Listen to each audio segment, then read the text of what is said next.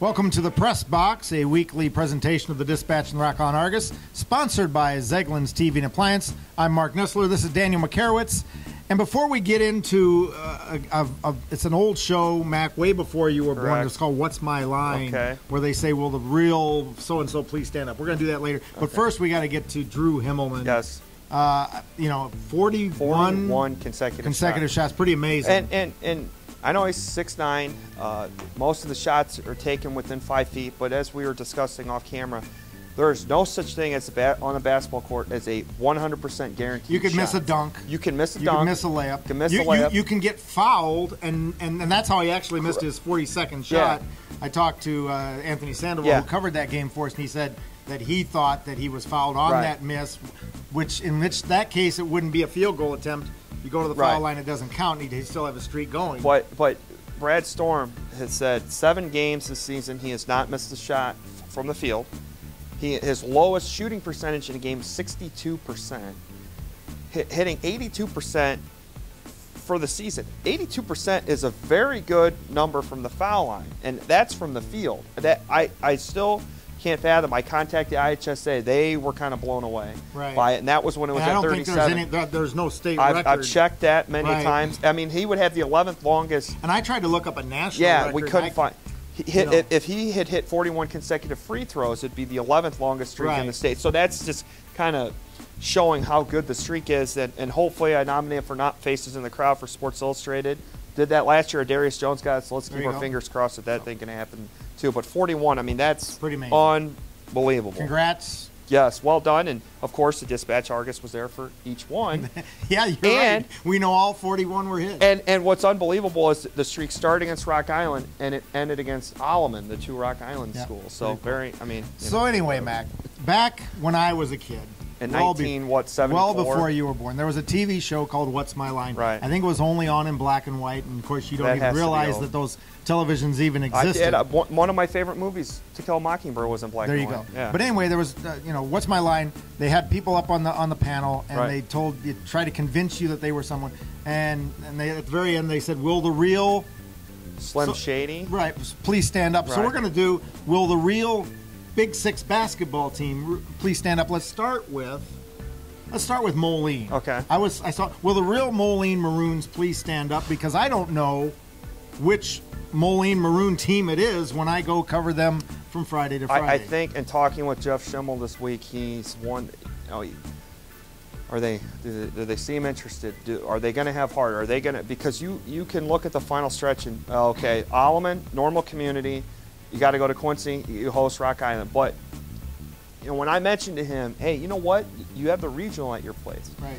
There's a lot to play for if you're Moline, because hey, at the very least, postseason, somebody's going to have to knock us up on our home court. Right. And they're very capable. Their depth is not as good as it was with the departure and the transfer, but somebody on that team's got to just say, all right, enough is enough. We've been atrocious. That was what I was thinking right before we got on here, was the fact that they need leadership from someone. Yeah. It could be Bryce Ritchie off the bench, a senior that wants his last season to be special. Yeah. But what I saw beat UT on Friday night. Looks just really, really good on UT's home court. That's puzzling how they can go and from then such they went right down the tubes to Galesburg, and that was one of the worst performances I've ever seen from any team, and I don't know how you could go from that to that. Well, and Wheaton North, they didn't show up, and Coach Schimmel kind of understood, all right, big win on the road, we got to get on the bus. But that doesn't But Galesburg's Friday, that's inexcusable. So, I mean, Moline, it's got to come from somebody saying, enough is enough, and it doesn't need to come from the coaching staff. It's got to be from somebody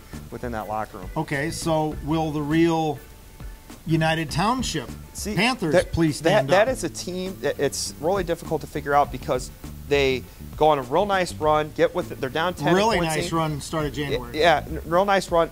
Last week, for example, down 10 at half at Quincy, get within 3, and then just kind of falls apart. UT is a team capable of winning the league outright. Oh, easily. And especially with the pieces in place right now, again, it's got to come from, all right, are we going to be able to kind of come together? I think there's a chemistry thing. Yeah, the chemistry. The chemistry thing has to be there. To be there. And again, that's on. To me, that's not a coaching thing. To me, that's the guys in the locker room that's got to figure out and say, all right, we're going to come together at the right time. And it's the same thing with Moline.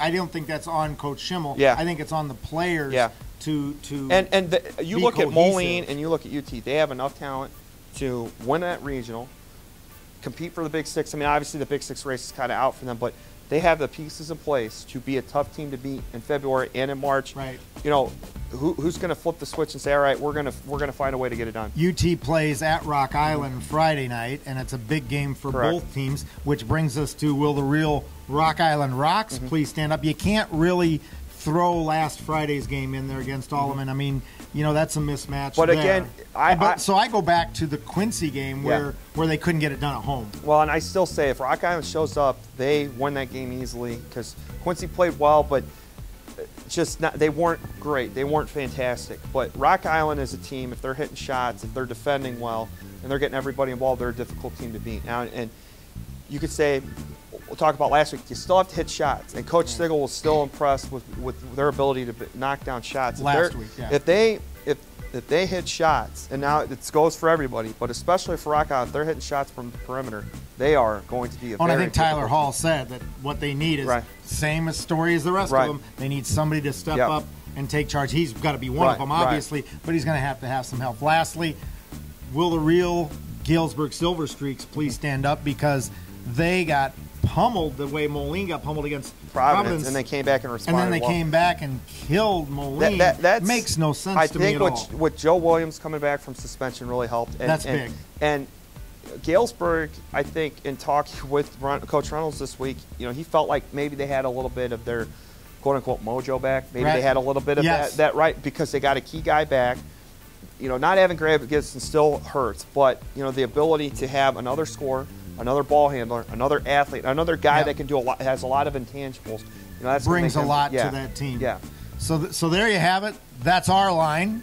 I'm the real Mark Nesseler. This is the real Daniel Makarewicz. We won't stand up because he'll be a lot taller than I am, and I'm a little vertically challenged. But we'll keep, we'll just sit right here, and we'll be back to the press box next week. Thank you very much for watching.